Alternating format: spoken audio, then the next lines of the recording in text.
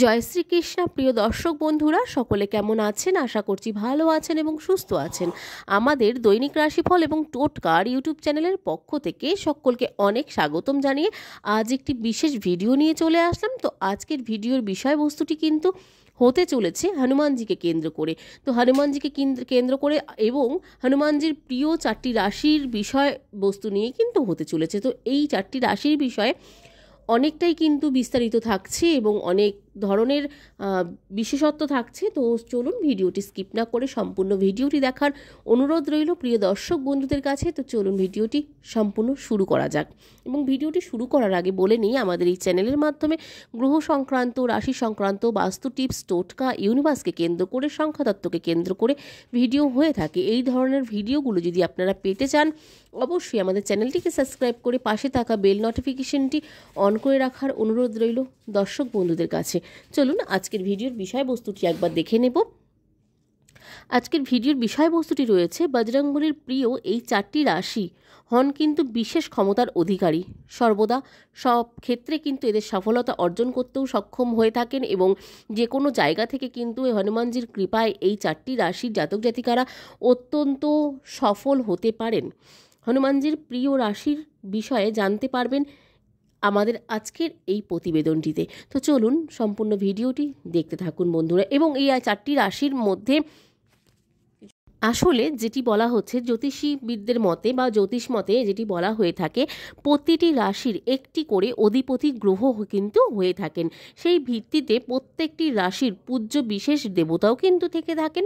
তাই সেই রাশির জাতক জাতিকারা যদি সেই দেবদেবীর পুজো করে থাকেন তাহলে কিন্তু তারা বিশেষ সুবিধা লাভ করতে পারেন এবং লাভ করে থাকেন। ঠিক যেভাবেই রাশির যে কোনো রাশির বা যেই রাশির মঙ্গল অধিপতি গ্রহ হয়ে থাকেন, অনেক রাশিরই কিন্তু গ্রহ যেমন বৃশ্চিক রাশির ক্ষেত্রে কিন্তু অধিপতি গ্রহ হলেন মঙ্গল। তো সেই ক্ষেত্রে কিন্তু মঙ্গল গ্রহ যদি অধিপতি হয়ে থাকেন, তাদের হনুমানজির পুজো করলে বিশেষ লাভ কিন্তু মিলে থাকে এই রাশির জাতক জাতিকাদের। বজরংবলী সদয় হলে সেই রাশির ব্যক্তিদের উপর শনিদেবও কিন্তু অনেক সহায় হয়ে থাকেন। ফলে তাদের জীবনে বাধা বিপত্তি কমে যায় অনেকটাই। কোনো ভালো কাজ করলে দ্রুত তার কিন্তু সুফল লাভ করতে সক্ষম হয়ে থাকেন। এবং হনুমানজি যেহেতু শক্তি, সাহস এবং আত্মবিশ্বাসের প্রতীক, সেই ক্ষেত্রে জ্যোতিষশাস্ত্র মতে কিছু রাশির জাতক জাতিকাদের হনুমানজির বিশেষ কৃপা কিন্তু পেয়ে থাকেন। আসুন দেখে নেই কোন কোন রাশির জাতক জাতিকাদের ওপর বজরংবলীর আশীর্বাদ সর্বাধিক থেকে থাকে। প্রথমত যে রাশিটি রয়েছে সেটি হচ্ছে সিংহ রাশি। সিংহ রাশির জাতক জাতিকাদের উপর কিন্তু হনুমানজির বিশেষ কৃপা থেকে থাকে। নিয়মিত হনুমানজির পুজো করলে এরা জীবনে বিভিন্ন বাধা সহজেই কাটিয়ে উঠতে পারেন এবং ব্যক্তিগত সম্পর্ক, মানসিক স্বাস্থ্য এবং ক্যারিয়ারে উন্নতি পেতে কিন্তু সিংহ রাশির জাতক জাতিকারা হনুমানজির পুজো করে থাকলে বা হনুমানজিকে আরাধনা করে থাকলে সমস্ত দিক থেকে কিন্তু উদ্ধার হওয়া সম্ভব বলেই মনে করা হয়ে থাকে। প্রতি মঙ্গলবার ও শনিবার হনুমান চালিসা পাঠ করা কিন্তু সিংহ রাশির জাতক জাতিকাদের একান্ত উচিত বলে মনে করা হয়ে থাকে এবং তার সাথে সাথে হনুমানজির পুজো করা অত্যন্ত জরুরি কিন্তু বলে মনে করা হয়ে থাকে জ্যোতিষশাস্ত্র।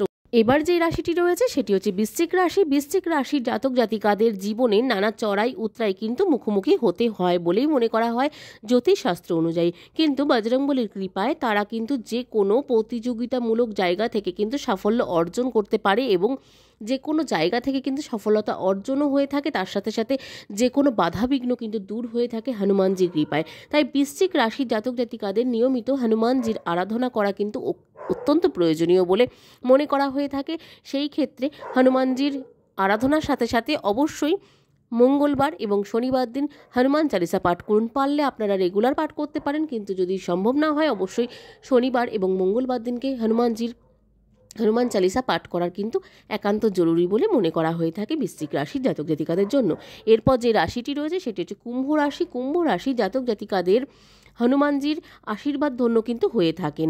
হনুমান চালিসা পাঠ এবং হনুমানজির পুজোর মাধ্যমে তারা মানসিক শান্তি এবং মানসিক শক্তি, তার সাথে সাথে আত্মবিশ্বাস পেয়ে থাকেন বলে মনে করা হয়ে থাকে জ্যোতিষশাস্ত্র অনুসারে। এর ফলে ব্যক্তিগত এবং পেশাগত জীবনে তারা সাফল্য অর্জন করতে সক্ষম হন এবং যে কোনো সফলতার শিখরে পৌঁছতেও কিন্তু পারেন বলে মনে করা হয়ে থাকে জ্যোতিষশাস্ত্র অনুযায়ী কুম্ভ রাশির জাতক জাতিকাদের হনুমানজির কৃপায়। সেই ক্ষেত্রে হনুমানজির কৃপায় এই কুম্ভ রাশির জাতক জাতিকাদের কৃপা পেতে গেলে হনুমানজির অবশ্যই হনুমান চালিসা পাঠ করা একান্ত জরুরি বলে মনে করা হয়ে থাকে জ্যোতিষশাস্ত্রে। এর সাথে সাথে রয়েছে যে রাশিটি, সেটি হচ্ছে মেষ রাশি। মেষ রাশির জাতক জাতিকাদের জন্য হনুমানজির বিশেষ কৃপা কিন্তু থাকে। এদের আত্মবিশ্বাস ও যে কোনো সমস্যার মোকাবিলার ক্ষমতাও কিন্তু অসাধারণ হয়ে থাকে। নিয়মিত হনুমানজির পুজো করলে তাদের জীবনে যে কোনো জটিলতা সমস্যাগুলি সহজেই কিন্তু সমাধান হয়ে যায় বলে মনে করা হয় জ্যোতিষশাস্ত্র অনুযায়ী। এবং এই মেষ রাশির জাতক জাতিকাদের জন্য কিন্তু হনুমান চালিসাটারই প্রতিনিয়ত পাঠ করা একান্ত জরুরি বলেও মনে করা হয়। তো কিভাবে হনুমানজির পুজো করলে হনুমানজি অত্যন্ত খুশি হন সেই ব্যক্তির ওপর? প্রতি মঙ্গলবার এবং শনিবার দিন পুজো করুন।